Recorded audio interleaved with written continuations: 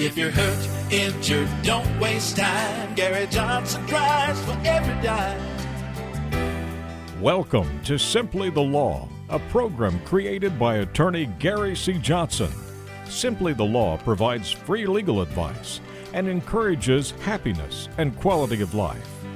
Now, here's Simply the Law with Gary C. Johnson. Hello, everyone. Welcome into Simply the Law. I'm Keith Casebolt, my good friend Gary C. Johnson, and before he talks, let me tell you about the great compliment he just paid me before this show came on. I said, you know, Gary, I should have kind of combed my hair and maybe put a little makeup on or something, and he smiled and said, it's not going to matter. So here I am, the way I am. Thank you, friend, for that compliment. You're real. Yeah. You're real, Keith. Yeah. What can I say? Hi, guys and gals. Another week. Wonderful world, right? No fighting, no criticizing, condemning, or complaining. To the best of our ability, each and every one of you were impeccable with the word, right? To the best of your ability. Understanding, it is so hard. Now, look around. Who's with you? Look over and say, thank you for being here. Thank you for being part of my life. Without you, I'd be by myself. And I'd be mighty, mighty sad. So do it. Right now. It's okay. Don't be embarrassed. Come on. I feel like through the camera somehow there's some reluctance. I don't care how mad you are at them. Do it anyhow. Because it's important. I was thinking about the good old days. Everybody says, well, if we just had the good old days. And then it dawned on me, why do we say that? And why do we mean it? And then I think back, the good old days, they were hard. It was hard work. It was a struggle to survive in the good old days. But yet we look back on it and call it the good old days. Now, why do we do that? It's because of our family. The family was together. We had friends. We were a group. That's what made it the good old days. The hardships we forget that were in the good old days. But the family part of it, that's why we look back and say, now those were the good old days, right? And what we're talking about is family and friends and the people in our lives. You know, Gary, I'm glad you pointed that out. Just recently, my mother talked about if we could only go back to our little house at Ford's Branch. None of the amenities that we got now. I mean, in fact, you had 4 blankets on the bed because you didn't have any heat. But she said those very words. Those were the good old days. If we could just go back to those days. And the only reason those were the good old days was family. Yeah. All the family there together in that small house. And the feelings we get from that. And those are the memories we have. We don't forget chopping the wood and trying to get the coal in or trying to build those fires or trying to get out there and work in that garden because we had to have it to eat. We forget all of that. Because if you look at it really, the good old days weren't very good. You know, as far as being able to have any fun or whatever. You're 100% right. We don't remember that and walking in the snow and all that, but what we do remember is the Sunday night when everybody would be there together on the couch and you'd have one big bowl of popcorn that you shared and you watched the wonderful world of Disney together. And roasting those old potatoes in the grate. Yeah. Now that's what we remember, and I think it's interesting. I just wanted to point that out to you. Has nothing to do with Simply the Law, does it? I was reading a thing, 10 ways that people can be happy, yesterday. In fact, I read them on a radio show. And number 8, I'll never forget, because it is profound. And I'm going to tell you what number 8 was on that list. He said, carefully plan a trip and then don't take it. You and I got tickled over that and started laughing because we started talking about trips we've been on, and that's the truth. Plan a vacation, plan a trip, talk about it, discuss it, but don't go on it. Stay home. Because that runs it. You're right, 100%. But that was, of all the ones that they put on there about family and everything, the one that stuck in my little feeble brain was, plan a good trip, but don't take it. Every one of you know exactly what I'm talking about. It is true. I always tell my young sons, I said, if you really want to get to know someone, take a trip with them. It's the easiest way in the world to get to know somebody. And don't make any commitments to somebody until you've taken a trip with them, okay? Now, what you're saying is that trip might be pretty good on day one. Day two, it might change a little bit. Day three or day four, really things start to change when you're around each other that long, right? Well, if you want to get to know someone, take a trip. Or sit around and watch them get drunk. Either way, you'll find out what they are. They'll reveal themselves. Yeah. Okay, guys, we got some stuff on the computer today that I want to talk to you about in view of the events that's happening in the world. What I want to talk to you about today is privilege. If you'll notice, the president just recently invoked what's called the executive privilege, which means that the things that happens in the executive office can't be divulged to anyone, and he can exercise that privilege, and he kept his counsel from giving any documents to Congress by invoking the executive privilege. Well, what is a privilege? What does that mean? That's what our program's about today. I'm going to talk to you about privileges and what it means. But first, we're going to take a small break, and then we'll be right back and go to the computer. I think this is going to be interesting. So a lot of us have probably come up with an idea of what we think the privilege means. You'll find out if you'll stay with us. Simply the Law with Gary C. Johnson when we come right back. You notice on the legal advertisement of lawyers that they've made verdicts an issue? Well, guess what? This old boy from eastern Kentucky's got the largest verdict in the state of Kentucky, and nobody's even come close to it. Over my career, I've got my clients' verdicts of over $315 million. Yep, I'm glad they made verdicts an issue.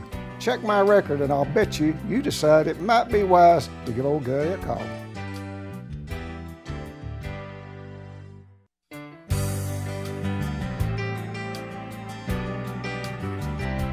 Welcome back into Simply the Law. I know you got a bunch of information for us, but when you opened up that first segment about if you want to know who people are, take a trip with them, my mind was just going back in time, and I started thinking about some of the lengthy trips I'd been on and how difficult, and then I started thinking, wait a minute, maybe those people thought it was even more difficult being with me. You never know. So hopefully all of our friends thought of that. Okay, guys, let's go to the computer.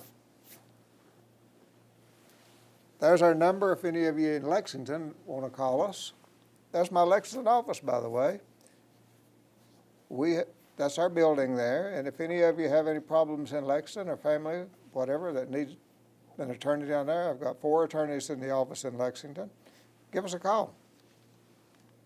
Here's our local number here in eastern Kentucky where you will find me. I like to visit Lexington, but I don't want to live there. There's our webpage, GaryCJohnson.com.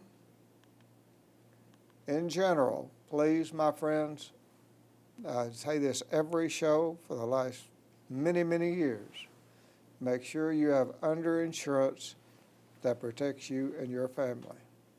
Ladies in my office last week had a Virginia insurance policy, hurt real bad, got hit by a car that had very little insurance, and she had no underinsurance, and it It was a sad thing to tell her the realities of it.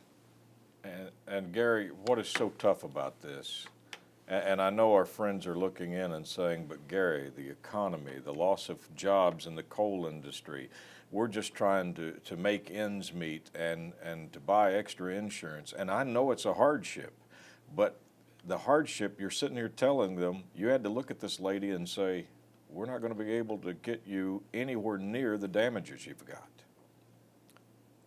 She could have had some coverage for a few dollars a month.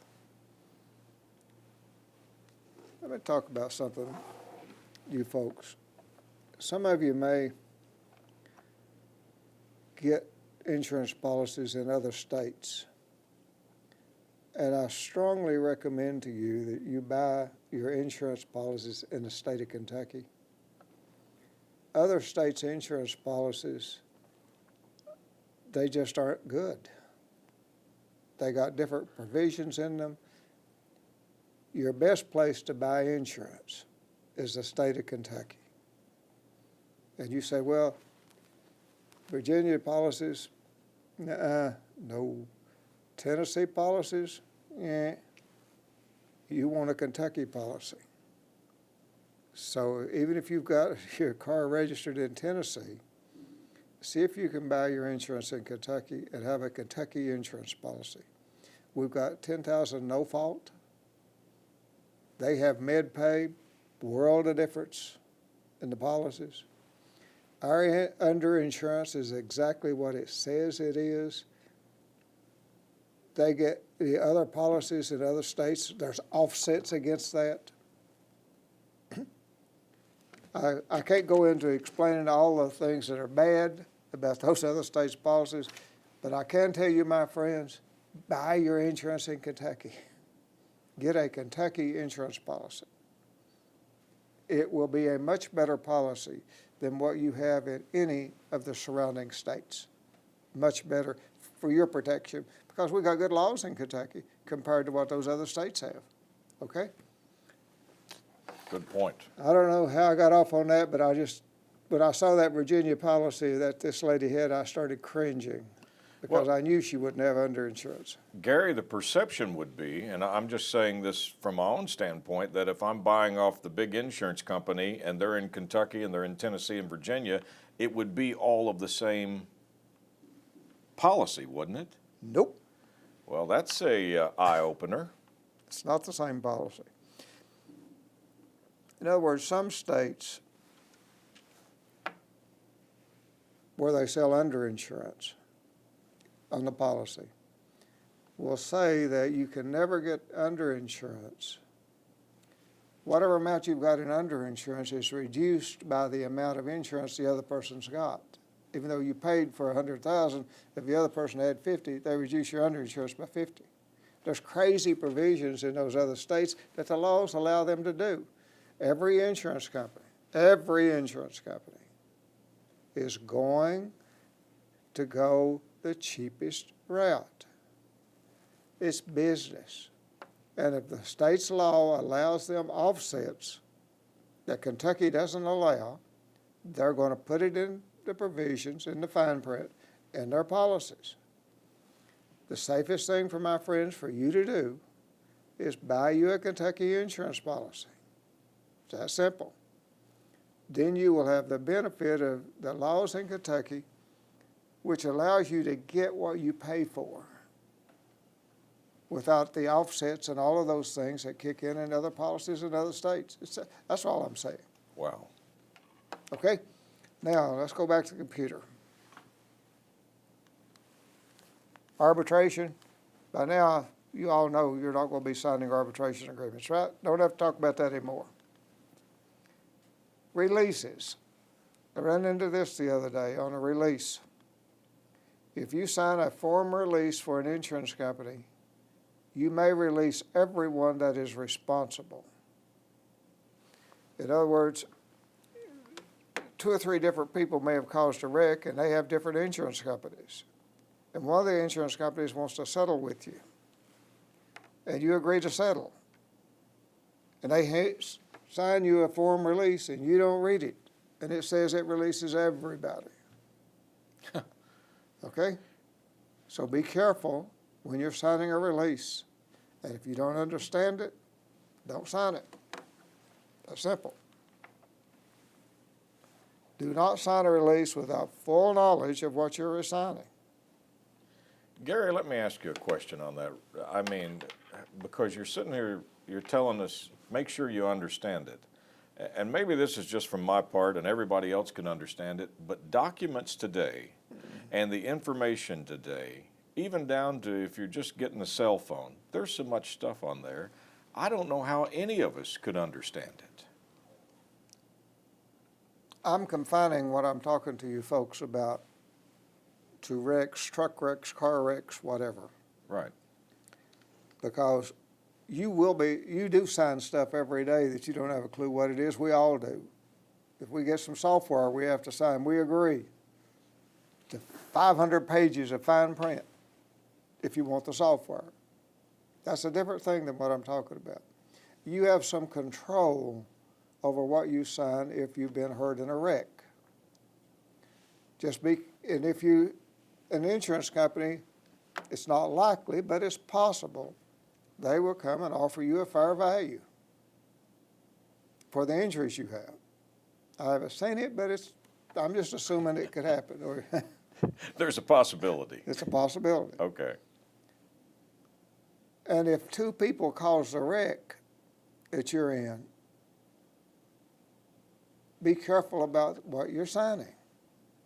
Because some lawyers ran into this with a client about 6 months ago, and I saw it where the client had signed a form release and the other tortfeasor, the person that helped cause the wreck, came in and pled that release that was signed for this other person as a bar. And it says right in the release, that form release that they signed, that everybody involved in the incident has been released. They were stuck with it.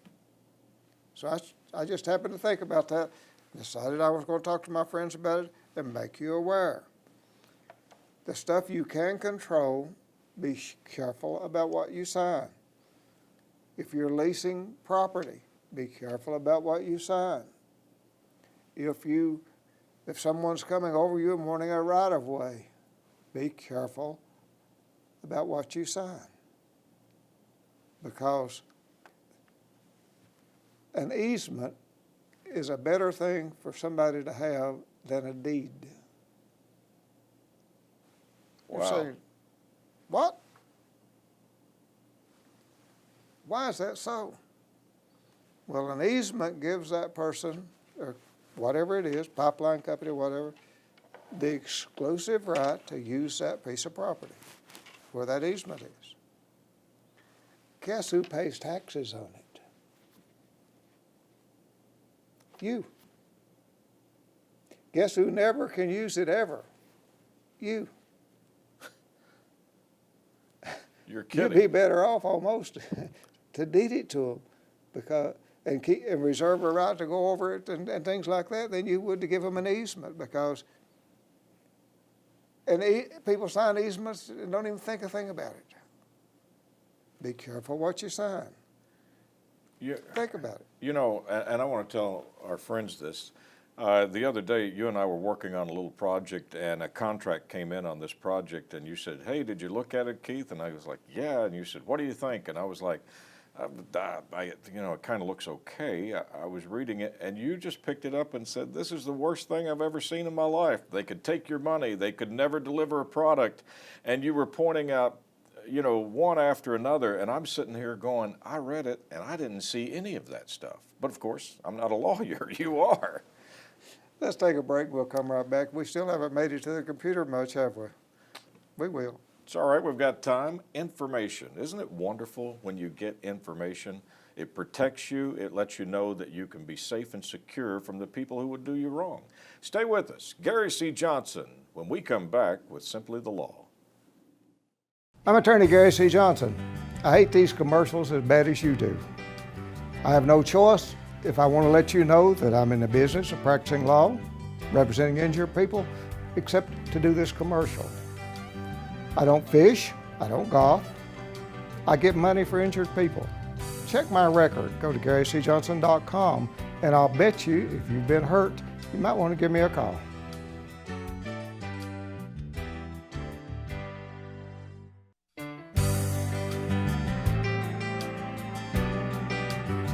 Welcome back in to Simply the Law, and thank you, my friend, for the opening of this program, because you've already given us 2 points of information that I didn't know, and I've been with you a long time. Well, you know, stuff just comes to this little feeble brain sometimes, and I figure, well, maybe I better talk to my friends about it. Remember, buy Kentucky insurance policies.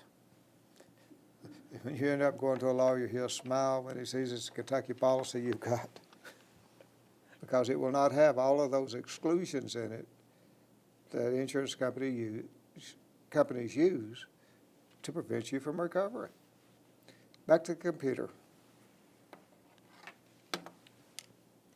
In general, first I want to talk to you about the basics. No one may refuse to be a witness. No one may refuse to disclose any matter. That's the general principles, okay? No one may refuse to produce any object or writing to the courts. No one may prevent another person from being a witness or disclosing any matter unless there is a privilege. Wow. Now that was a pretty impressive list of things that no one could do until you got to the end, and all of a sudden the end said, unless there's a privilege. Unless there's a privilege. So there was the catch-22, right? Right. And a privilege prevents those things from happening that I just said. So if we reverse that and we came from the back, then you're telling me someone can refuse to do all of that. Well, let me tell you, naturally the president can invoke executive privilege to keep these top things from being disclosed. But let's go back to the computer. Let me tell you some of the other privileges that people may not even be aware of. It's pretty interesting, really. A privilege is considered more valuable than the public need for the information. What is privileged? The communication is confidential and it is assumed it will not be disclosed to other parties.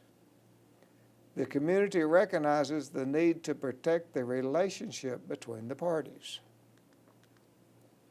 The injury caused by disclosure is greater than the benefit gained by it being disclosed, therefore it's privileged. Attorney-client privilege. That the clients need to have the ability to talk freely and truthfully and honestly to their attorney. Therefore, and the attorney can't tell anyone because it's the client has a privilege. Husband and wife, believe it or not, when you confide and tell something to your wife, she can't go around unless she, I guess, maybe gossiping, she can do it. But in court. In court, she can't tell it. Yeah. She's not allowed to tell it because it's privileged, okay? What's other privileges? Let's go on.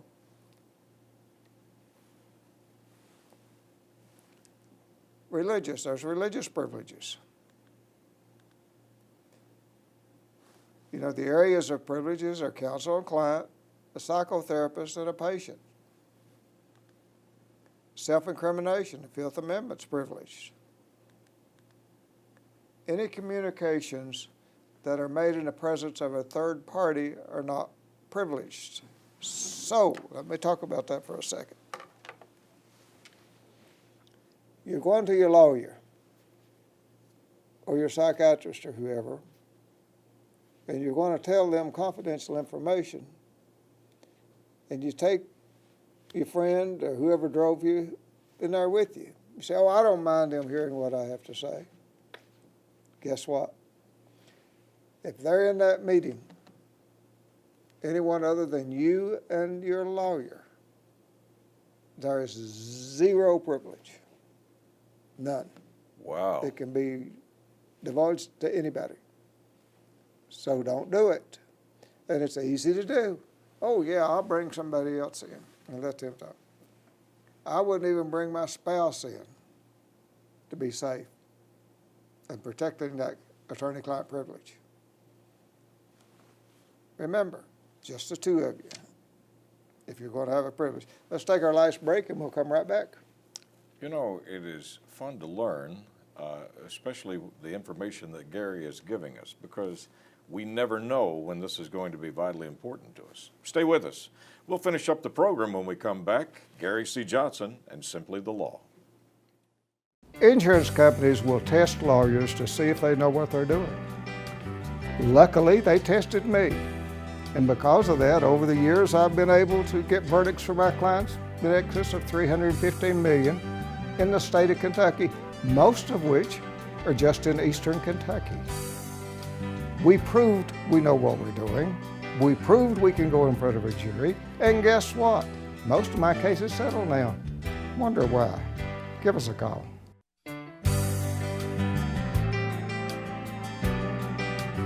Welcome back into Simply the Law. Gary, the information you're giving us, I was just sitting here thinking, you always say the law works, and it does. But what we're finding out is you have to know what the law is in order to make it work. That's exactly. Let's go back to the computer. There's a few more things I want to talk to my friends about.